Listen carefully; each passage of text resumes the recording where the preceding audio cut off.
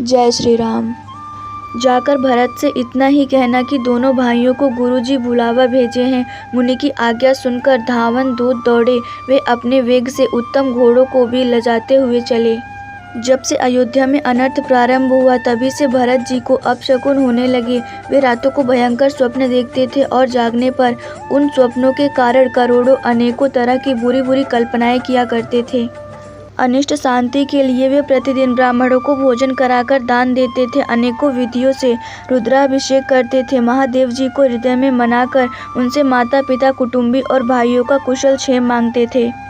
भरत जी इस प्रकार मन में चिंता कर रहे थे कि दूत आ पहुँचे। गुरु जी की आज्ञा कानों से सुनते ही वे गणेश जी को मनाकर चल पड़े। हवा के समान वेग वाले घोड़ों को हाँकते हुए वे विकट नदी, पहाड़ तथा जंगल को लांघते हुए चले। उनके हृदय में बड़ा सोच था, कुछ सुहाता ना था। मन में ऐसा सोचते थे कि उड़कर पहुँच जाऊँ। एक एक निमेष वर्ष के समान बीत रहा है। इस प्रकार भरत जी नगर के निकट पहुँचे। नगर में प्रवेश करते समय अपशकुन होने लगे। कौवे बुरी जगह बैठकर बुरी तरह से काँव काँव कर रहे थे। गधे और सियार विपरीत बोल रहे थे। यह सुन सुनकर भरत के मन में बड़ी पीड़ा हो रही थी। तालाब, नदी, वन, बगीचे सब शोभाहीन हो रहे थे। नगर बहुत ही भयानक लग रहा था। श्री राम के वियोग रूपी बुरे रोग से सताए हुए पक्षी, पशु, घोड़े, हाथी ऐसे दुखी हो रहे हैं कि देखे नहीं जाते। नगर के स्त्री पुरुष अत्यंत दुखी हो रहे हैं, मानो सब अपनी सारी संपत्ति हार बैठे हों। नगर के लोग मिलते हैं पर कुछ कहते नहीं। गौ से चुपके से जोहार वंदना करके चले जाते हैं। भरत जी भी किसी से कुशल नहीं पूछ सकते क्योंकि उनके मन में भय और विषाद छा रहा है। बाजार और रास्ते देखे नहीं जाते, मानो नगर में दसों दिशाओं में दुआग्नि लगी है।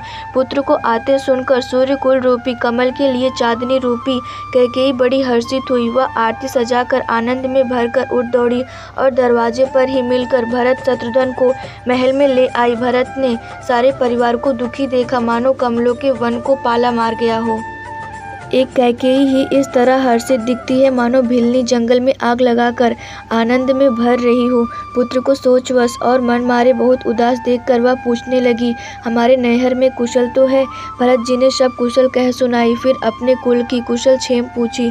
भरत जी ने कहा, कहो पिताजी कहाँ हैं? मेरी सब माताएं कहाँ हैं? सीता जी और मेरे प्यारे भाई राम लक्ष्मण कहाँ हैं? पुत्र के स्नेह में वचन सुनकर नेत्रों में कपट का जल भरकर पापिनी कैकेयी भरत के कानों में और मन में शूल के समान चुभने वाली वचन बोली।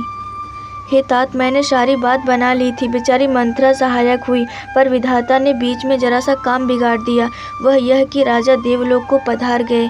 भरत यह सुनते ही विषाद के मारे विवश बेहाल हो गए, मानो सिंह की गर्जना सुनकर हाथी सहम गया हो। वे तात तात हाँ तात पुकारते हुए अत्यंत व्याकुल होकर जमीन पर गिर पड़े।